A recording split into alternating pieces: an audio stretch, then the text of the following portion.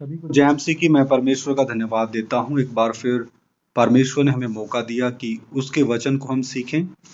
हम पिछले दिनों से धन्य कौन है वो विषय सीखते आ रहे हैं, और वो पुराने नियम से हम देख रहे हैं कि धन्य पुराने नियम में परमेश्वर की तरफ से किसे धन्य कहा गया, किस किस को धन्य कहा गया। आइए अपने सरों को झुकाएं, आंखें बंद करें, प्रार्थना करें। महान जीवते परमेश्वर, अनुग्रहकारी प्रभु, तेरा वचन समझ में आने के लिए कृपा दे। पवित्र आत्मा, आप हमारे अध्यापक हैं। तेरा वचन हम सबको समझ में आए और हम आपके वचन के सामने नतमस्तक हों, समर्पण करें, घुटने टेकें, और तेरा वचन हमारी ज्ञान बुद्धि समझ को खोल दे।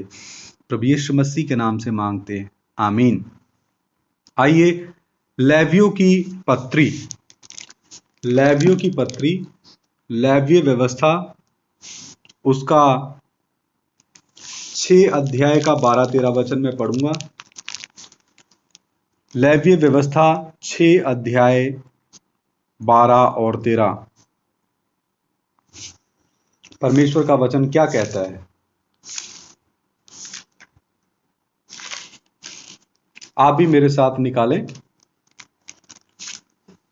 वेदी पर अग्नि जलती रहे और कभी बुझने ना पाए, और याजक प्रतिदिन भोर को उस पर लकड़ियां जलाकर होम बलि के टुकड़ों को उसके ऊपर सजाकर धर दे और उसके ऊपर मेल बलियों की चर्बी को जलाया करे।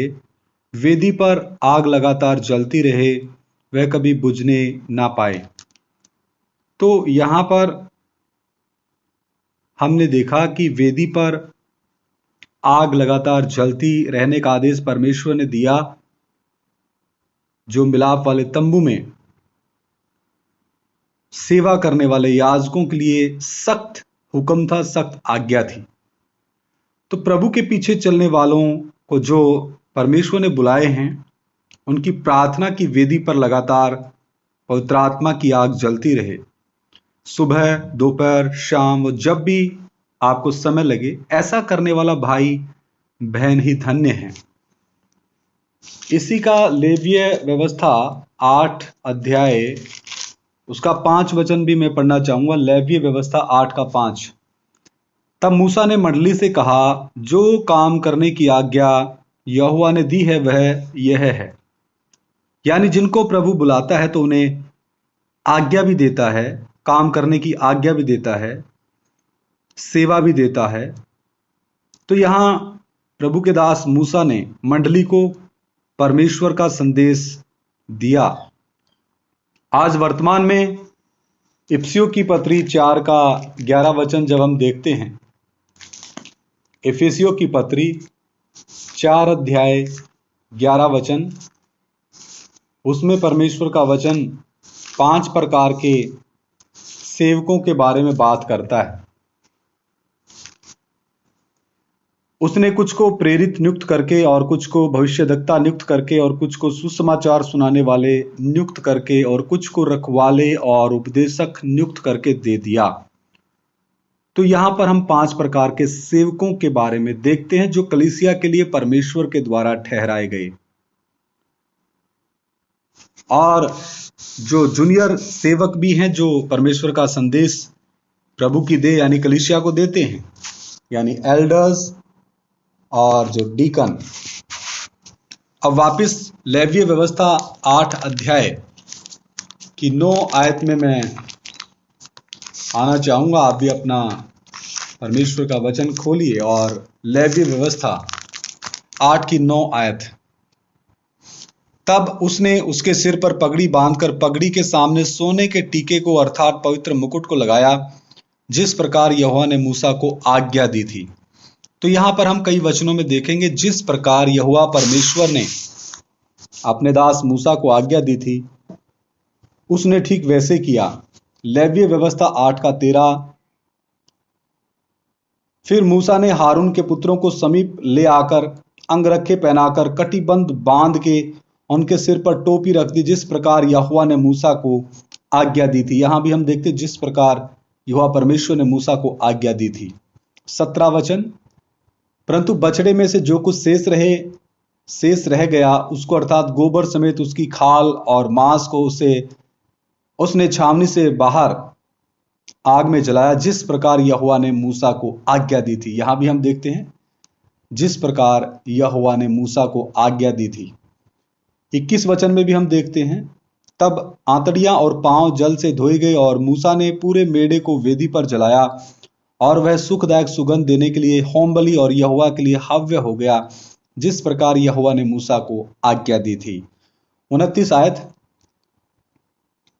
तब मूसा ने छाती को लेकर हिलाने की भेंट के लिए यहोवा के आगे हिलाया और संस्कार के मेढ़े में से मूसा का भाग यही हुआ जैसा यहोवा ने मूसा को आज्ञा दी थी। 36 वचन, लेव्य व्यवस्था 8 का 36, तब यहोवा की इन्हीं सब आज्ञाओं के अनुसार जो उसने मूसा के द्वारा दी थी, हारून और उसके पुत्रों ने किया। तो यहां हारून व उसके पुत्रों ने भी यहोवा की आज्ञा के अनुसार ही काम किया। लेव्य व्यवस्था 9 का 22, 23, 24 भी मैं पढ़ना चाहूंगा। तब हारून ने लोगों की ओर हाथ बढ़ाकर उन्हें आशीर्वाद दिया और पाप बलि, होम बलि और मेल बलियों को चढ़ाकर वह नीचे उतर आया। तब मूसा और हारून मिलाप वाले तंबू में गए और निकलकर लोगों को आशीर्वाद दिया। तब यहोवा का तेज सारी जनता को दिखाई दिया और यहोवा के सामने से आग निकली और चर्बी सहित होम बलि को वेदी पर भस्म कर दिया। इससे देखकर जनता ने जय जयकार का नारा लगाया और अपने अपने मुंह के बल गिरकर दंडवत किया।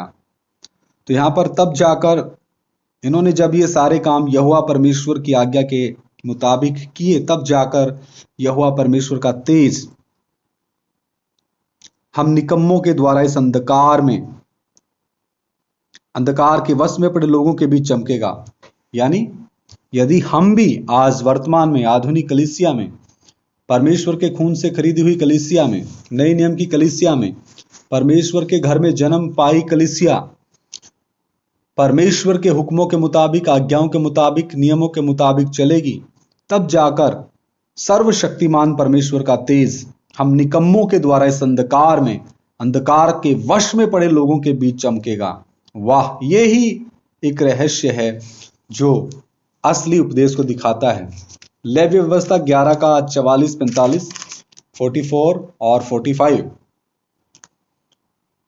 क्योंकि मैं तुम्हारा परमेश्वर यहोवा हूं, इस कारण अपने को शुद्ध करके पवित्र बने रहो, क्योंकि मैं पवित्र हूं।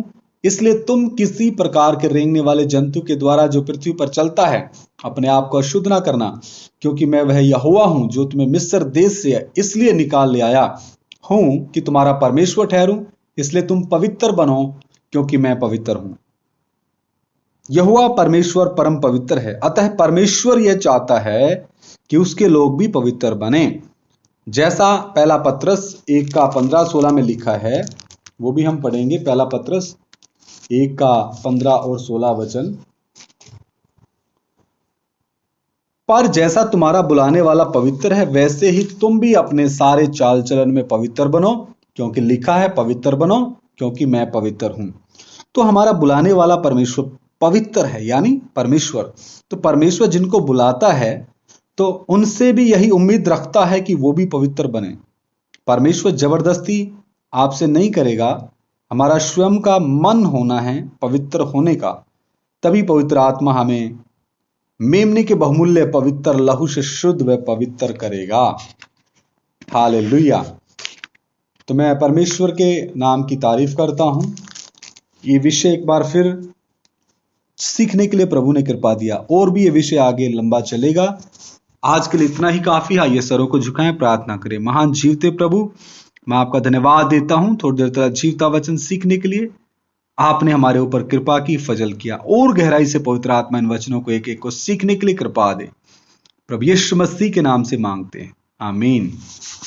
सभी को जय मसीह की। मारानाथा।